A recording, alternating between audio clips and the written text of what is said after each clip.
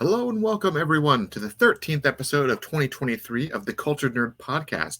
This week we're going to talk about quite a few things actually. We're going to talk about Zack Snyder's recent appearances on the Nerd Queens and on the Vodka Show.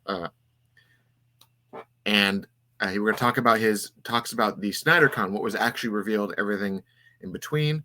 We're going to talk about the big controversy online between Zachary Levi and Dwayne Johnson and the whole Shazam Vs Black Adam debacle. Some people are saying that he was shifting the blame. They said that the studio was shifting the blame, and then more information came out, and it definitely made a much clearer picture. In short, there's a lot of people at fault, and there's a lot to talk about there. So we'll get into that, but we definitely have plenty to talk about. So let's just jump right into it, everyone.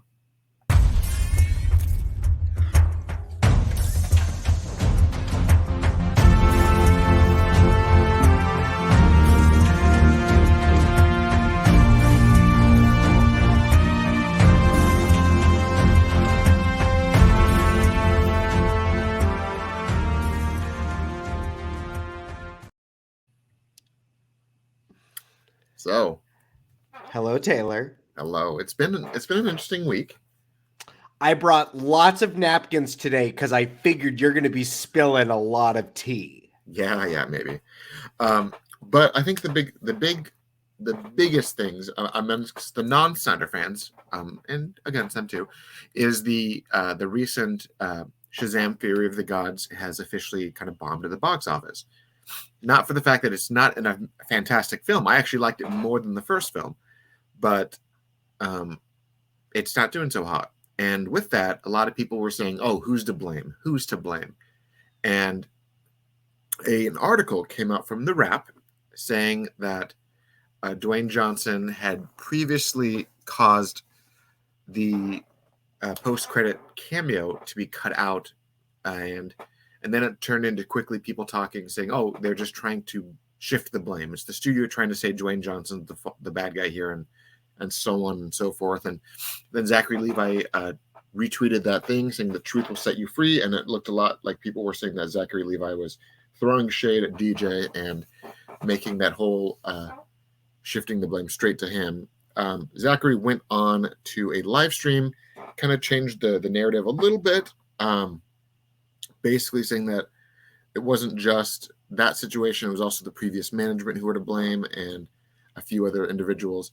But long story Hasn't short, Zachary Levi been a good source of information? Has he ever, is there any, does he have, I feel like he has a fairly good track record of just being honest with you. Truth to the things that he can speak truthful about. Yeah, I mean, a lot of fans, they didn't like him for a long time because they thought he was anti-Snyder. And then he said he was like sick in bed, so he decided just to tweet a bunch, and he was answering questions. A lot of the questions were like, "Oh, what do you think of Snyder?" And he's like, "I made a assumption off of bad information, and I said the Snyder Cut wasn't coming. Obviously, it came, so not a big deal." He talked about how he loves Man of Steel. He loves 300. They're some of his favorite movies of all time. He has nothing against Snyder or the fans. He just doesn't like this small, very vocal niche of fans that choose to tweet fire James Gunn and stuff like that. And he kind of admitted that those small percentage don't speak for everyone, but they are very loud and they do make waves. Regardless of what actually happened here, because I think this has more to do with what you're going to get into behind the scenes. Yeah. This is a negative notch for that group on the internet. Like, I don't think they're necessarily to blame for any of this, but No. blame will be put on that vocal minority because of this. And because they're so vocal, a lot of people treat that vocal minority as the majority of Snyder fans, which is not the case whatsoever. I also get Zachary Levi not wanting to put his Shazam in Zack Snyder's world. You know, if I don't think it's necessarily like he doesn't like him, but it's also like if he wanted him, he would have approached him much earlier on. And Shazam's not in any of those movies, right? Like not at all. And No. if he was going to come, he would have came way later on. Yeah, and Shazam and Black Adam and all those other characters weren't part of Zack's plan. So, but it comes back down to a series of details that we do know happened, and I did want to address, because I feel like a lot of people are saying, "Oh, Zachary Levi's pitting the blame. He's pitting the blame," but the reality is, the blame is with and always has been with the people who were in charge at the time. So, I talked about on these socials that essentially what we know, $7 Production was in control of the Shazam verse IP. They wanted to make Black Adam, so Dwayne executive produced Shazam 1. When that came out, it didn't make bajillion dollars in the theaters. So when Black Adam was being in production, he cherry-picked his own director. He cherry-picked a lot of the cast for himself. Dwayne had a lot of control over this production. And he also cherry-picked the origin. Like, he basically changed Black Adam's origin from what was previously established in the first Shazam movie to what we got in the Black Adam movie. There was a lot of contradictions there. Obviously, in the first Shazam, they talked about how the champion was chosen and he fell and released the 7 deadly sins. And for literally everyone who saw Black Adam, none of that was a plot point. Right. And then we also know from behind the scenes that he did try to distance himself from those characters. He vetoed possible crossovers early on. No Black Adam cameo in Shazam, no Shazam cameo in Black Adam. He vetoed a lot. And then the news came that the most recent stuff with Zachary Levi's Shazam 2, the controversial end credit scene that had Harcourt and the other fella from the Suicide Squad. I keep forgetting that character's name. What is that guy's name? The comedian guy, Steve Agee? Yeah, what's his character's name? Oh, I don't know. I always call him Steve Agee in my mind. Yeah. Anytime I see him in a show, I go, "Oh, there's Steve Agee." I'll find it. It'll annoy me, but I will find it. Yeah. Anyways, so those two characters popped up in the end credit scene, recruiting him for the JSA. Turns out that the original scene was supposed to have Hawkman and Cyclone recruiting Shazam for the JSA. But that was vetoed. But okay, so this was the B scene that they had to throw together. Economos. That's his character's name. John Economos. Because they couldn't do... John, of course. Yeah. Because they couldn't do this scene. And the rap has said that Dwayne Johnson was the one who vetoed that scene. Right? There was a lot of stuff behind the scenes saying that basically Shazam was too kiddie and child-friendly, and he wanted a more serious tone for Black Adam. But at the same time, like, Black Adam's is the counterpart to Shazam. Like, you can't ignore one and have the other succeed. You can't make Black Adam a Justice League villain without Shazam being involved, because Shazam, it's like you can't make Doctor Doom the villain of the Avengers without acknowledging the Fantastic Four. Like, they come together. Right. So a lot of people pointed out the obvious, that if what these allegations are true, then DJ was really a lot of at fault. I mean, yeah. I mean, but doesn't this sound like the story all along? I mean, it was always said of how much power he had. You just told me a list where he chose everybody. So he had a whole group of people that were going to support whatever he did. I can't believe he really thought that Black Adam could be the anchor of its own universe. Right. And so what we know from behind the scenes, this is what we know. $7 Production was producing the first Shazam movie. David Sandberg wanted to include Superman. And in the late stages, they couldn't do it. The headless cameo was the only thing that happened. We have rumors that the reason why Henry Cavill never showed up in anything post Justice League, was because his management, which is also the co-founder and co-runner of $7 Production, which is Shazam's producing arm, would not let Henry appear in anything unless Henry got a new contract. Right? And that held him in limbo for years. Yes, basically. And that held him in limbo for years. So we know that Danny Garcia, Henry's manager, and Dwayne Johnson's partner and Dwayne Johnson's ex-wife were the ones who made the first Shazam movie. That's why DJ is listed as an executive producer on that first movie. And then second movie and so on. We know that the second Shazam movie was not allowed to have any interference actually, it wasn't.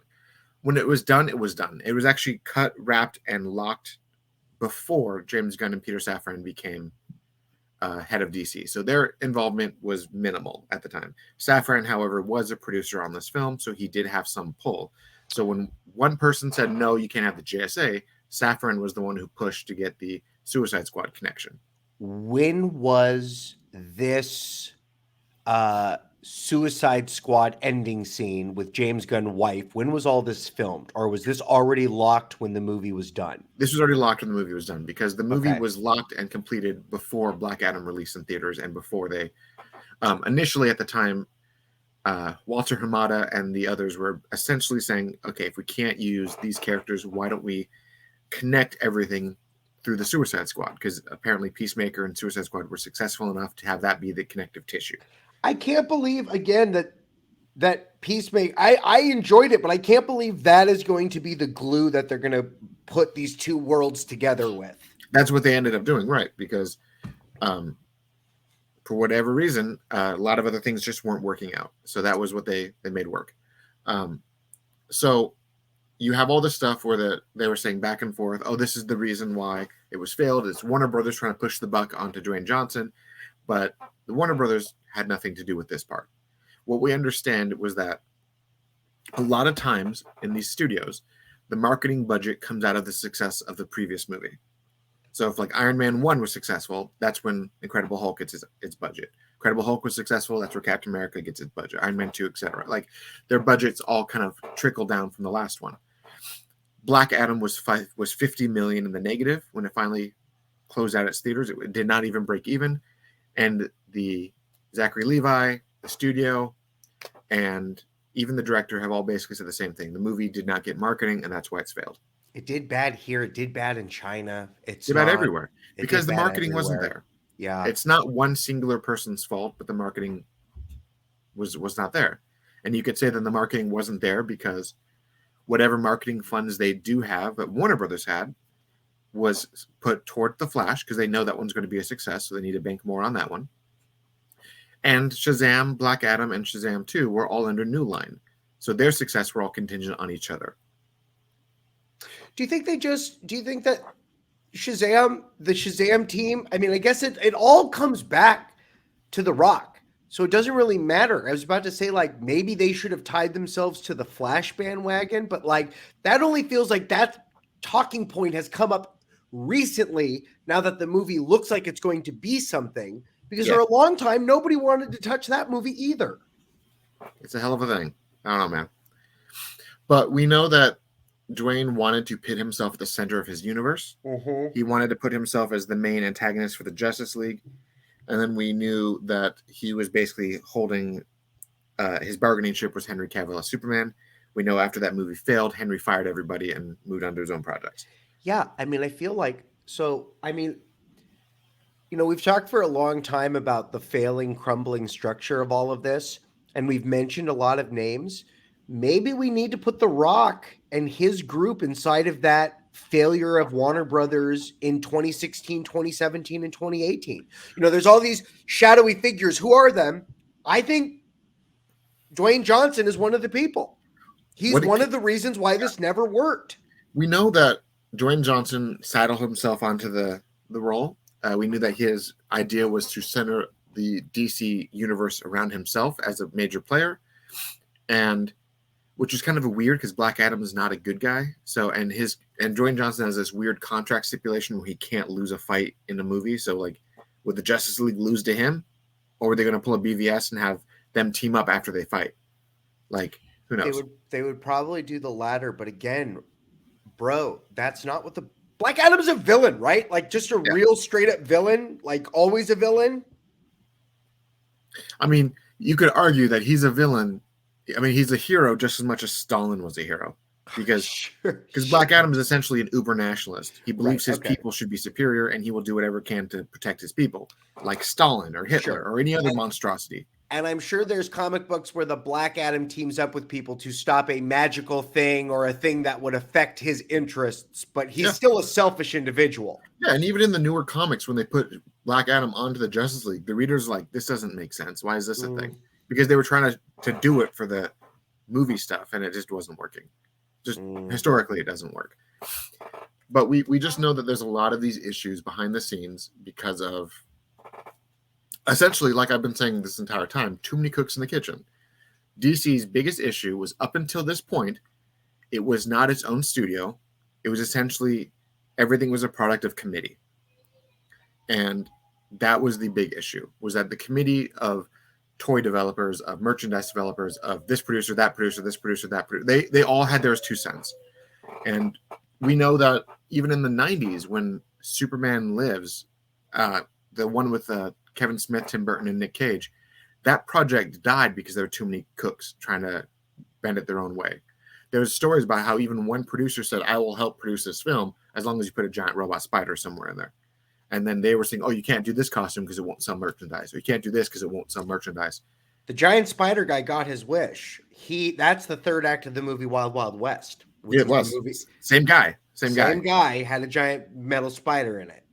But the unfortunate truth is that the reason why DC kept failing again and again and again was the previous management was an issue. And they kept meddling. BVS was cut down 30 minutes, 30 essential minutes. Suicide Squad had a complete recut with a different person than what David Ayer wanted. We have not seen the Ayer cut, correct? Correct. And Justice League, what we now understand was about 45 minutes of Zack's actual movie was what we got in theaters. Everything else was reshot by Joss Whedon, and yet they still tagged Zack as the main director, even if he didn't, even if less than 50% of the movie was actually his. They still said it was his, right? Yeah. In a way to kind of tarnish his name, because the movie bombed, and oh look, it's Zack's fault. So the reality was all these people are now gone. And like I've been saying 1,000 times, these people are gone. The new management is not to blame. And surprisingly, guess what Zack did over the weekend? Show me all the things he showed. He actually thanked them. And that was the biggest shock. Like to a lot of the people's narrative of fire James Gunn, fire this, fire that. Like everyone was completely floored when Zack made his big poster announcement and talked about the Snydercon. And I will bring up the tweet because the tweet says more than anything else. Because Zack put out the tweet along with the ticket announcement. Super excited for this incredible 3-day event to benefit the AFSP. Look to the link for purchasing your tickets tomorrow at 8 a.m. By the way, this ticket sold out in under 5 minutes. Thank you, Warner Brothers, for all of your support helping to make this happen. So the narrative that Zack and Warner Brothers aren't getting along was just thrown away by Zack admitting that Warner Brothers is helping facilitate this. Yeah, and he didn't thank James Gunn, but that's the same thing to me. Oh no, he did too. In another live stream, he referred to James Gunn as his buddy and says, for everyone who thinks they aren't friends, they have to look back and remember that they worked on Dawn of the Dead together, their first big movie for each of them. Their first movie that started their careers was with each other. Mm-hmm. And when asked if James was going to possibly show up, he said, yeah, he might. And then, aside from that, someone actually tweeted him, hey, James, you might show up at Snydercon next month. And he responded, if I wasn't going to be slammed with Volume 3 press, why not? But I'm definitely donating. And again, that's the whole point of what Zack is doing. And this is also why James is trying to get out of Disney World. Yeah. Because once those ties are severed, I think we'll see support for a number of these different things. I think a lot of these what do they really think about it? I think you show up there and take one picture, and I think it changes a bunch of things. And I think that, just like you said last time, the only way that this movie print even happened is with the blessing of Warner Brothers. Yeah. They wouldn't allow it to be released in theaters unless Warner Brothers was in the loop. And they helped him. They did everything they could to make it happen. So the single day engagement is only happening because Warner Brothers is helping Zack. I want to, you've seen Shazam 2. I want to go back for just a second because this popped in my head.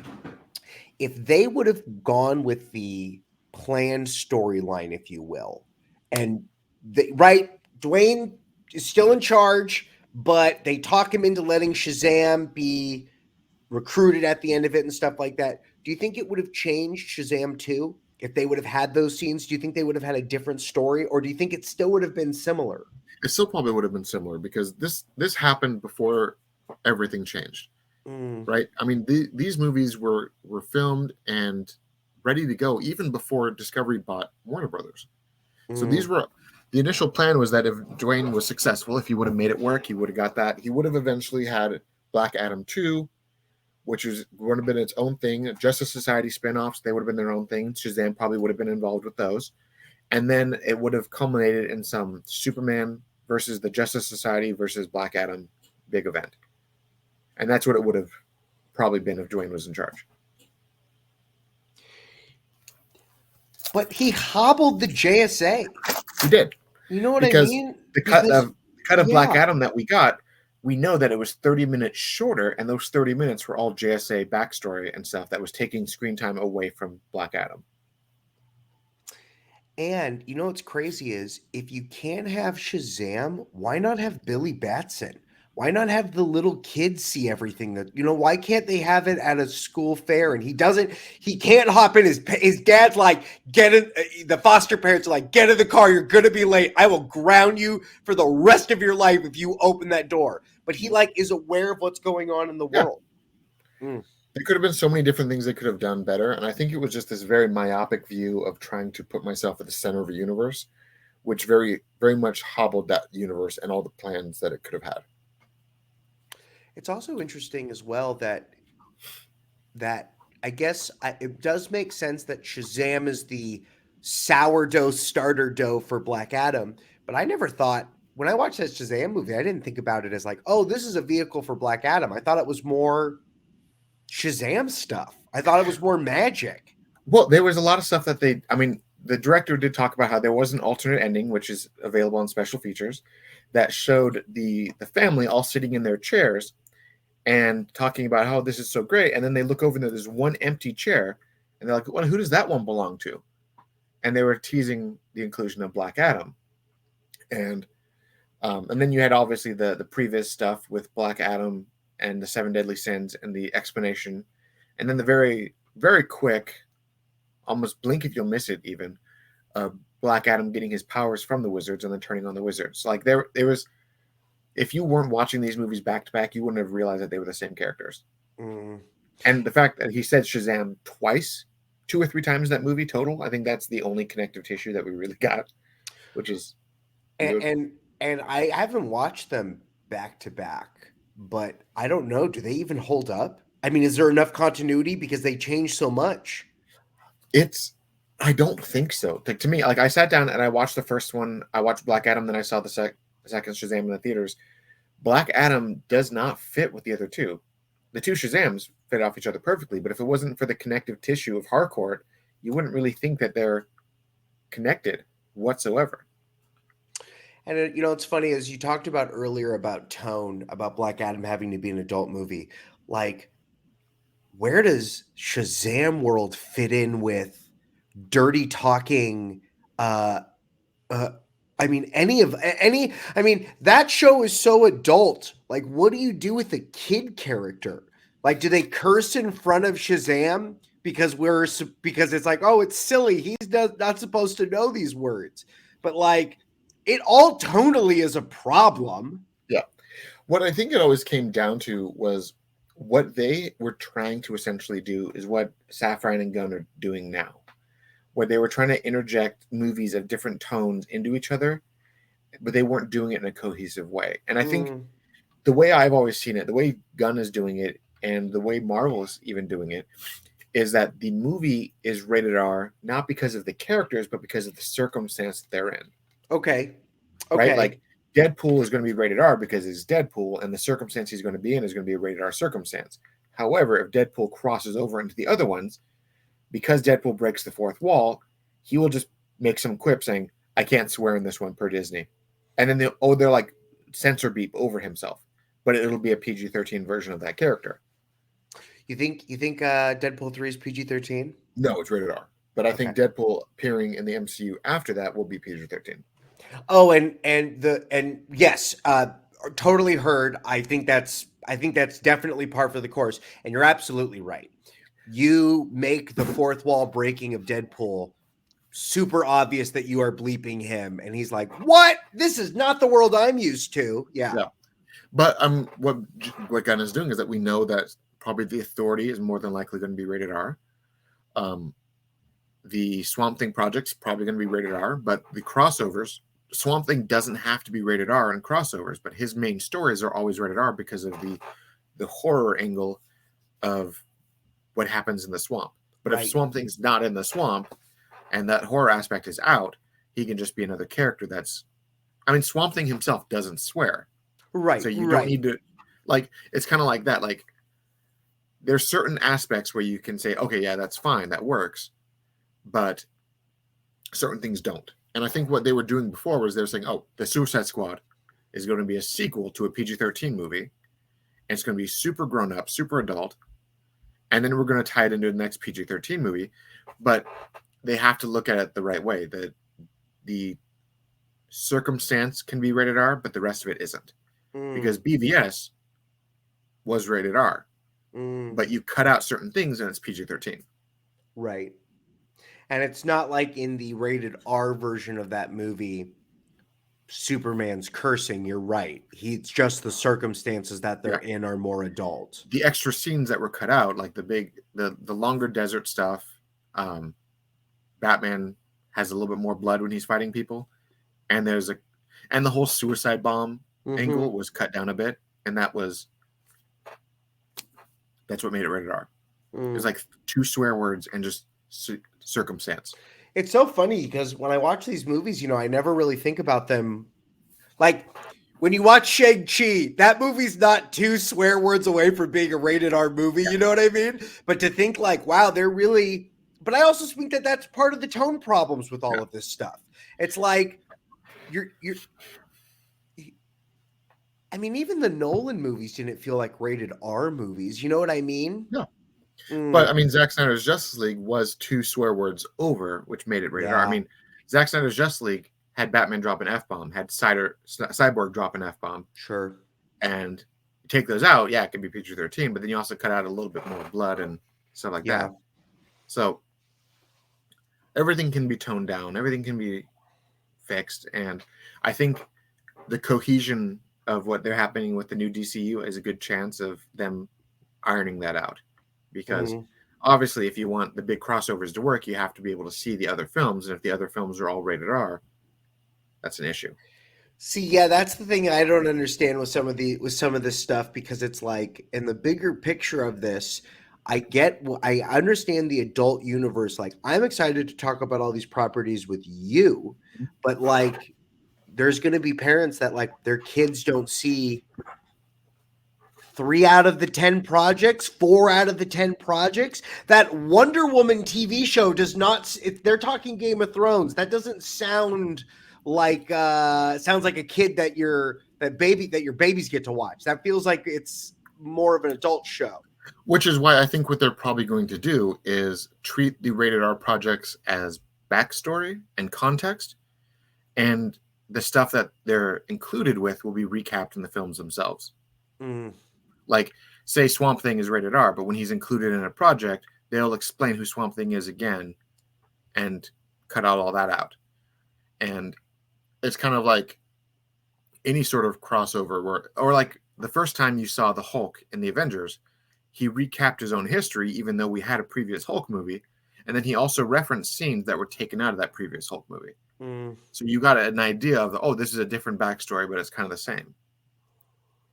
So they can, if you do good writing, you can make it work. Well, it speaks to me why all of this has to start from the ground up again. Yeah. New Superman, new Batman, new Wonder Woman, new everything. Because look at this. Look at these terrible foundations that everything else was built on. It changes movie to movie. There's no continuity. It's a very rocky thing. And I know a lot of people are like, but he said he was keeping this person. He said he's keeping this person.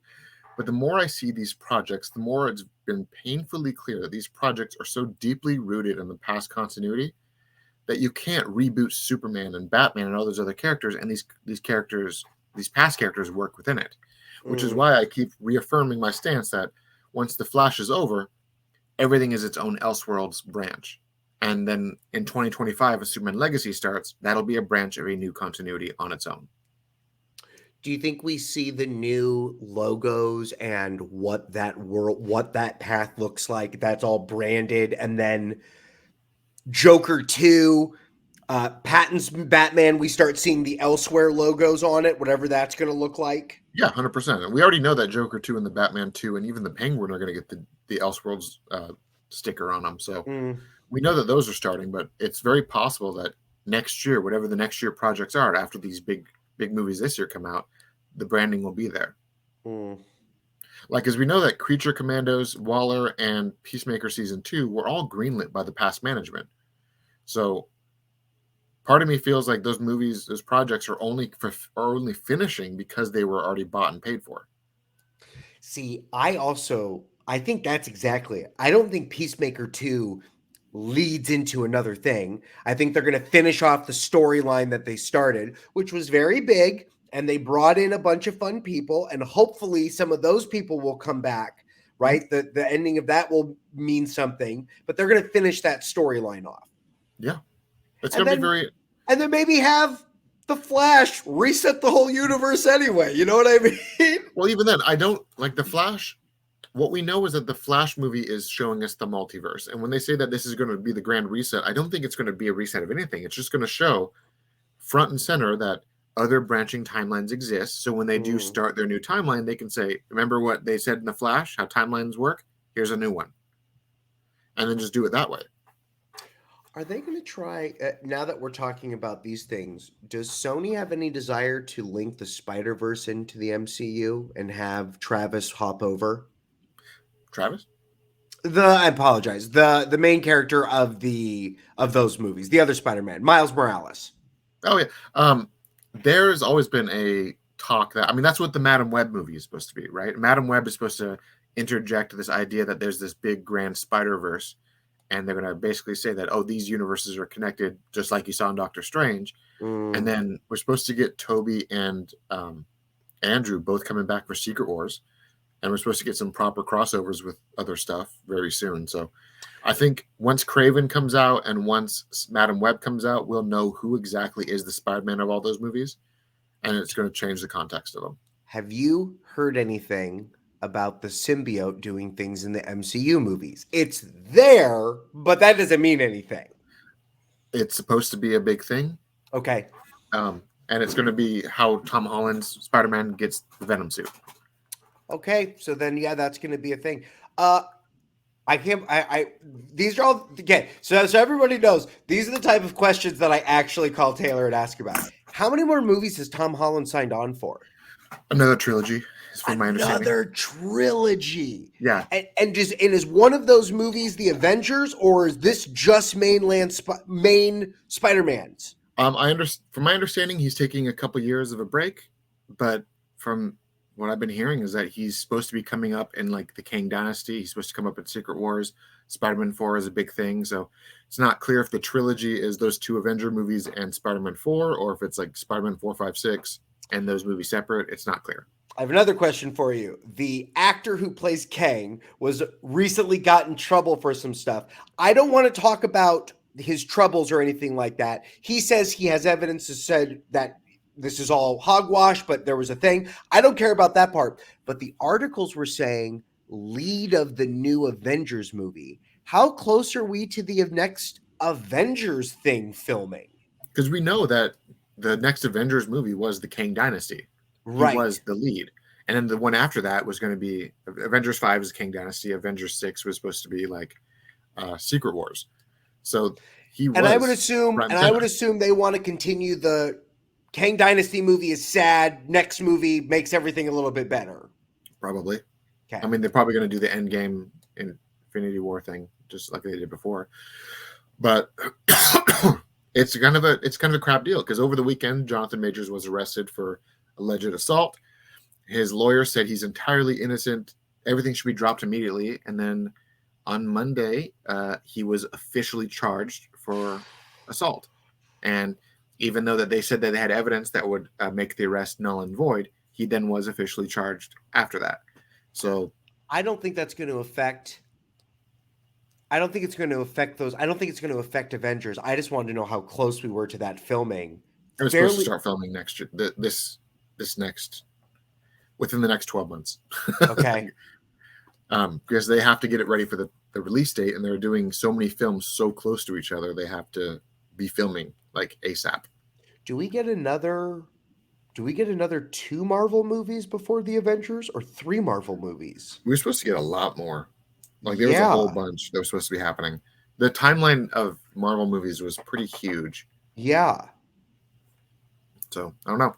Oof. But let's go back to topic at hand. Over the weekend, Zach had formally made his announcement of Snydercon 2. He gave some more details on the Nerd Queen show, and then he appeared on the vodka stream on Dave Pina, Film Junkies show, and answered some questions. Aside from all of that, there was a bunch of teases of these pieces of art that Jim Lee was creating for the event. One went to Twitter, one went to Vero. I photoshopped them both together, which looks gorgeous. And then on the vodka stream, he showed a finished black and white version. Which is this going to be a poster that you can purchase, or is this going to be art for the movie? From my understanding, and this is what I was told, is that all of the products that are coming out of it, all of the T-shirts, all of the posters, all that stuff is going to be available wide. The 3-day event, the first 2 Man of Steel and BVS are going to be shown at the Art Center, and then the third one is going to be Zack Snyder's Justice League on Sunday at the IMAX. And following each one of those 3 will be a Q&A session with Zach and various production staff and actors talking about the movies, and that'll be live streamed. Right, I was about to say, will next Monday's show be us talking about what was talked about during that weekend event? I might just honestly do all of my just kind of like live watch-alongs with them. Like it might be fun just to just throw it on and be like, hey, here's the questions, let's watch it live on YouTube, and here we go. Because not everyone has Vero, so it'd be fun to pop it on here and do a live commentary as it's going. That'd be fun. But do you think anything of significance gets announced? I mean, we're going to get new T-shirts. Like, that's very cool. I'm excited about all that stuff. But do you think anything gets announced? Not for DC, not for Zach. No. What he kind of like painted the picture on these streams that the concept of full circle is we started at the Art Center, now we're going back to the Art Center, which with him not saying we're ending, it's him all but saying it. But again, on the vodka stream, he did say the fans are relentless, and they've made miracles happen before. And even if he's super busy, he would love to always revisit it in the past. Like he's not saying he'll never do it again, but he's also saying I've got other things coming right now. Yeah, and you know what? For his fans sure seem to make money show up. And, that's the big game changer in any of these things. If the money shows up for one of these things, any of these things can happen. Yeah. But the likelihood of them happening is very small. Especially anytime soon. And I always said that by the time Zach is done with everything, the likelihood of him being able to finish this project in live action is very impossible because Ben is already 50, and then Zach won't be done with all of his stuff for Netflix for a few more years. But the real likelihood is that these projects will eventually, he'll be allowed to finish his story in some sort of CGI animated or just straight up animated. That would be something that's possible because we know that HBO Max, DC, they're pushing this very big animation angle, and it's not just childish animation. It's going to be animation that's geared toward mature audiences. So if you get the right staff, you get the right animators, you get the right writers, you can make something truly grown up. And that the animation is in canon, correct? Yes, that correct. These specials will be building towards that larger narrative. Exactly. And we know that Zach already did his Teen Titans thing on the Zack Snyder's Teen Titans. And that was his first foray into DC EU animation. And a lot of people said that if that's what he could do, why not give us the Snyderverse in that style? And I wouldn't be overly against it. I think that if Zach was going to put money and time into it, it would be more detailed. But I could very much see him doing Zack Snyder's Justice League Part 2 in the the animation style of that Arcane show. I could also just see them bringing us Teen Titans. It already has such a rich history in animation. Us seeing the official, here's the Teen Titans, here's the new Teen Titans that you're going to see in movies, here's their animated origins, and then the show ends with us seeing the real team.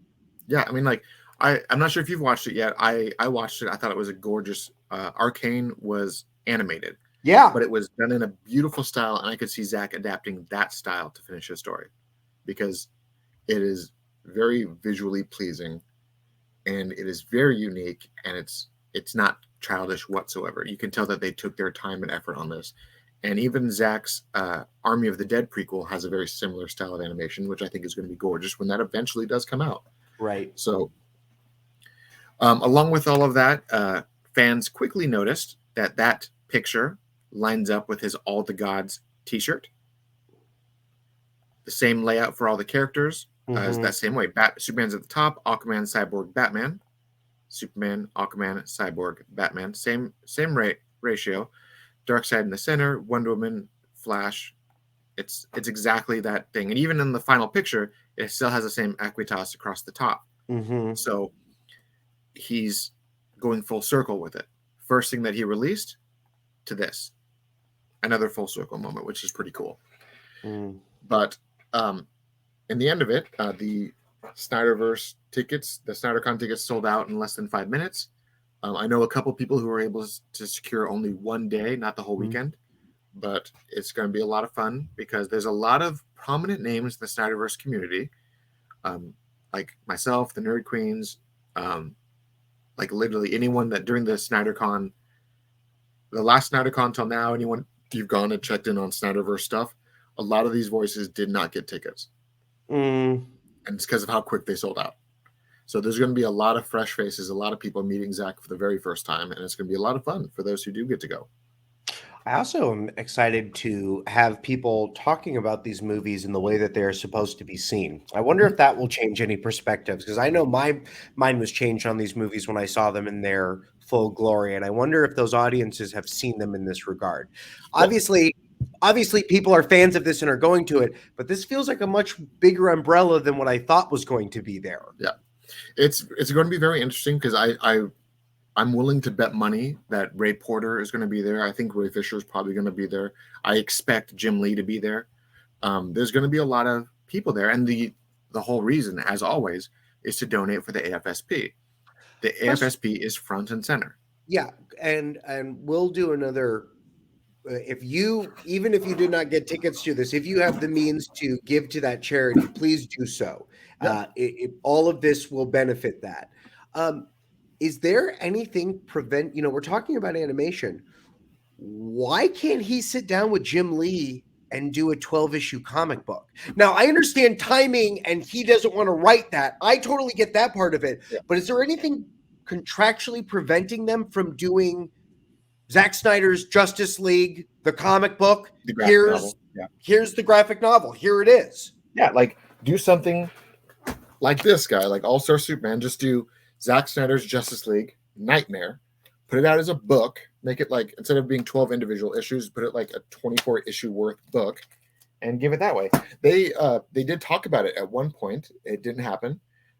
They talked about it finishing an animation. It didn't happen, but all of these things can 100% be reevaluated now that Zach's old buddy, as he called him, is running DC. Yeah, and the guy who's running DC understands comic book sales now and that they are important to crossbreed over. To me, Jim Lee's hand has been so on top of all of this. He's done so much work on all of this. Yeah. It makes me a little sad that we never got to see that final product. Well, it's funny because Jim Lee has been involved on this from the whole the whole beginning of this progress. We know that even the original storyboards that Zach had put out that got leaked online and everything, they were actually done by Jim Lee. Like we showed these before, these storyboards that we did one of our first episodes, the Zack Snyder's Justice League, what part 2 is going to be. Yeah. That was drawn by Jim Lee. the storyboards that were pitched, the story pitch was written by, it was in Jeff Johns' handwriting, I guess, Jim Lee's drawings, and it was all based on Zack's story. Mm. It was 100% from the beginning. Jim Lee's been involved, so it would be really cool. And even every steelbook cover for these DCEU films have been drawn by Jim Lee. So Right. it's like he's always been there. I mean, he's also been the same person that said that the Snyderverse wasn't continuing, and he is very much like, he is the chief creative officer of DC Comics. So he's front and center. Always has been, always will be. Mm. So, but again, this narrative that Zack and James Gunn don't get along, that Zack and WB don't get along, none of that's true anymore, because Zack debunked it himself. He said that the old WB would never allow this to happen, and the new WB, like Zaslav, Michael DeLuca, Pamela Abdi, James Gunn, Peter Safran, they have been working to help him make this charity event happen. Mm. So it's not, the narrative isn't Zack versus WB anymore. It's just time. It always has been, because Zack kind of made it impossible to finish the Snyderverse the moment he signed that first look contract with Netflix. Right. That contract put him permanently away for a while. Yeah, and it also showed that he wasn't waiting around anymore. Mm-hmm. He didn't want to, well, I can, you can wish in one hand and crap in the other and tell me which one fills up faster. Yeah. And I think he decided, no, I'm going to start putting the people I want to work again. Yeah. Yeah. And he started working on these projects, and now we know the Rebel Moonverse is massive. He's got one movie completed, and he's going to be editing it for release this December, with the second half of it still needing to be finished filming and completed for sometime next year. He's got a video game, he's got a comic, he's got an animated tie-in short, and then he's got also the Army of the Dead stuff, because he made one movie and one spinoff, but we also have a prequel series and the sequel to that one also due. When Rebel Moon, its release date is Christmas? Around Christmas, yeah. It's sometime December. From that release of that movie, which will be the jumping off point, how quickly do you think we get some of those other projects? Depends on how big Rebel Moon does. I mean, if Rebel Moon does as big as they're all banking on, we could see Zack stuck in the Rebel Moonverse for the next 5-6 years. We don't know. Because Netflix has always been like, with Stranger Things, the Duffer Brothers have been locked with Netflix for like the last decade. Yeah. And they've only put out 4 seasons of the show. But they've been just stuck with them because of how big those shows are. So yeah, and that is funny, we always talk about Netflix not doing merchandise. Stranger Things got merchandise. It's got merchandise out the wazoo, and I bet it sells very well because it comes out every year. Yeah. And we'll see what happens. I mean, Rebel Moon could be the next Stranger Things. And we also know that from Zack and these live streams that Rebel Moon will get 2 versions. There'll be a PG-13 version for everyone to watch and a rated R version that's longer. How much longer do you think how much longer do you think the R one is? Do you think it's going to be like it's 40 minutes, or do you think it's going to be 2.5 hours longer? I could see him being like 45 minutes longer, which is a lot more gore. Okay. I mean, I've seen some of the stuff behind the scenes for this movie, and just some of the designs for some of the monsters are pretty rad. And I don't see them being super PG-13 friendly in how they attack people, but we'll see what happens. Sure, but we'll edit some of those scenes. You know what I mean? Put a shadow and a bush in front of this person. Yeah, like you see like a shadow attack, and you see like kind of like Cloverfield with the blood spatter explosions behind the tarp, and that's all you get. But in the rated R version, you see the thing ripping the person apart, like something like that. Okay. But yeah, I mean, it's been a very interesting week. All the narratives going around. Oh, Zachary Levi is blaming Dwayne Johnson, or everyone's blaming this. DC and WB are putting the blame. It's all semantics at this point. The reality is that the movie failed, and there's nothing that anyone could have done differently because of how everything was going with the DC and with the merger and everything else. But other movies are being worked on right now. What other pictures from the streets have been picked up, Taylor?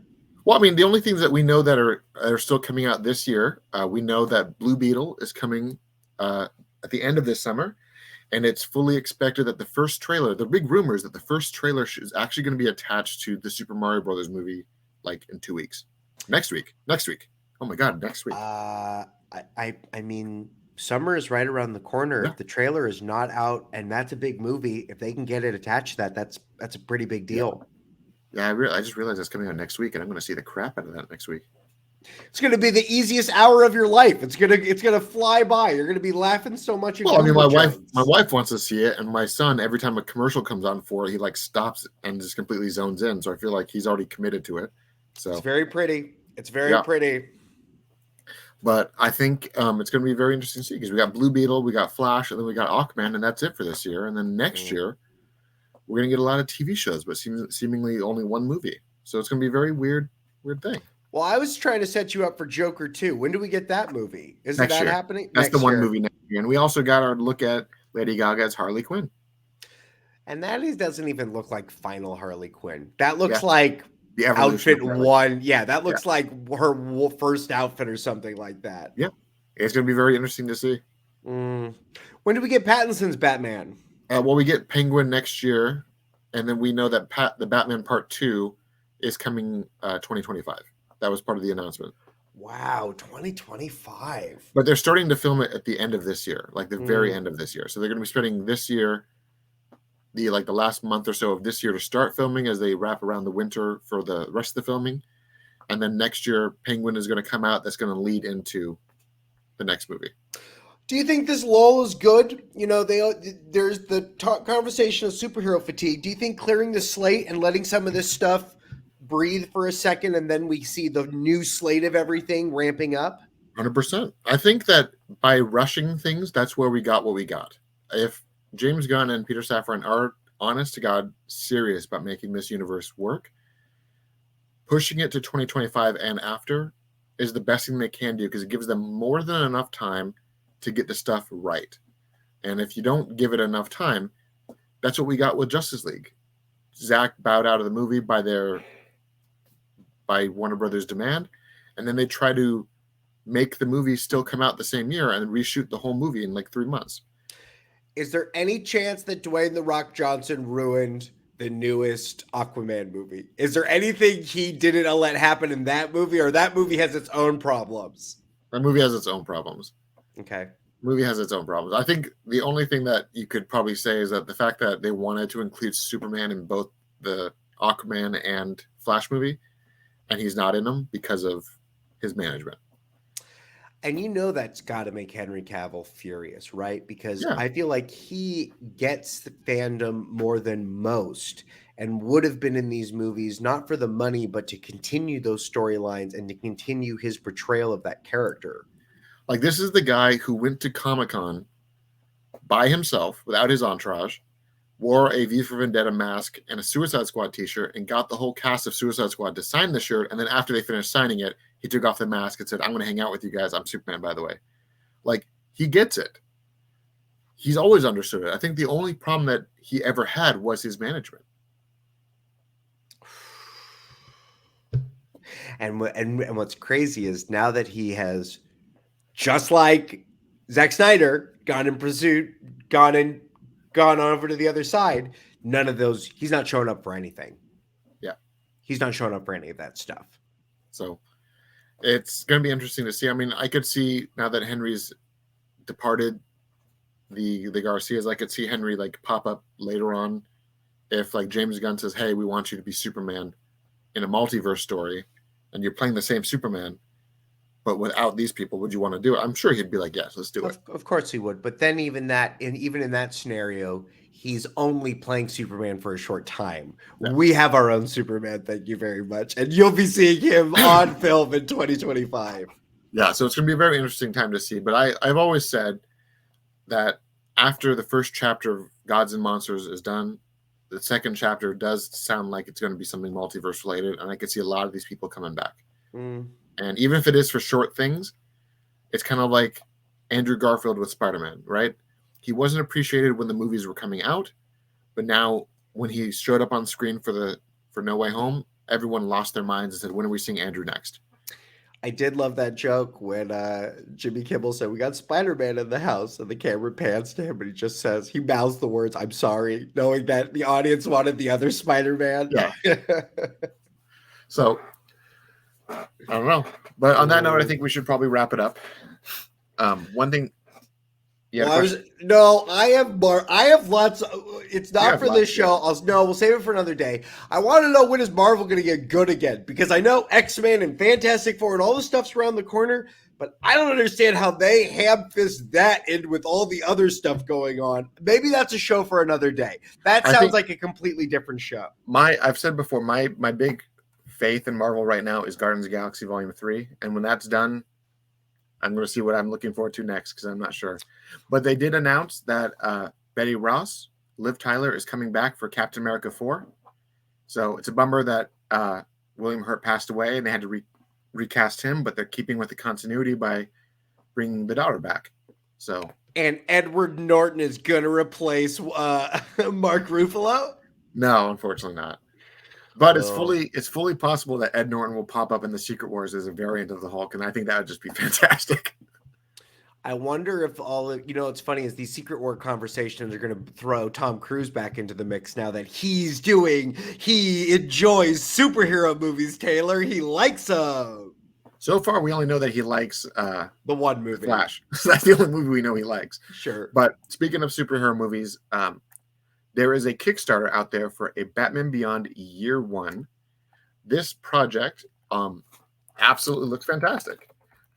I had the pleasure of checking out a lot of the stuff behind the scenes about this project.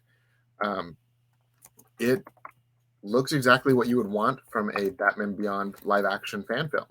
And this project is going to be made by Michael Yu, and has a handful of people behind the scenes that are also known for a lot of great things. Michael Yu is the writer and the director, and he is known for his previous fan film, Kid Flash Running West, but he's also actually worked with Netflix, Amazon, DC, and Marvel on other projects of theirs. You've got Ian Hussey as a cinematographer. He's known for the movie Low Life, and you've got Jay Kwan, the action designer, and this guy has actually worked on Shang-Chi, Legend of the Ten Rings. He worked on the new Knights of the Zodiac and even Iron Fist and the Punisher, so it's actually got a good action designer there.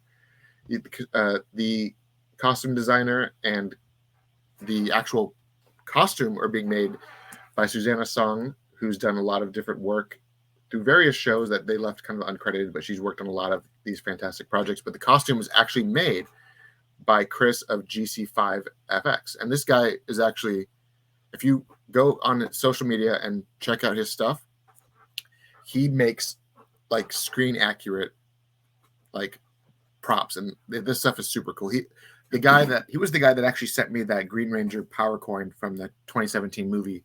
That was the one that I showed off on social media last year. It was this guy. Where can we send people if they want to see some of the stuff that has been released, or if they want to go support this project? So right now it's just over on Kickstarter, Batman Beyond Year One. It's got 24 days to go, and they're about a fifth of the way of their goal. So if you want to make this thing work, go check it out. What they did announce was that Terry McGinnis and Old Man Bruce Wayne are going to be in the project. You also have a handful of other characters from the show that will definitely be there. And the villains of the show are the Royal Flush Gang. So it's going to be Batman Beyond versus the Royal Flush Gang. Very cool. And the concept art looks fantastic. So head over to the Kickstarter, check it out. And honestly, if it turns out anything like what they're pitching, I'm all for it. It looks fantastic. But thank you all for joining us this week. Head over to patreon.com/theculturednerd and help us keep the lights on. Those of you who do support us, a big thank you as always. I have been your host, Taylor Murphy, and my co-host, Michael Santel. If you're sitting at home, scan that QR code. Thank you for joining us, and we will see you all next week. Goodbye, everybody. We can't wait to tell you about all the fun stuff that happened at the Snydercon. It's still a month away, but we'll talk about it soon. We'll talk about it soon.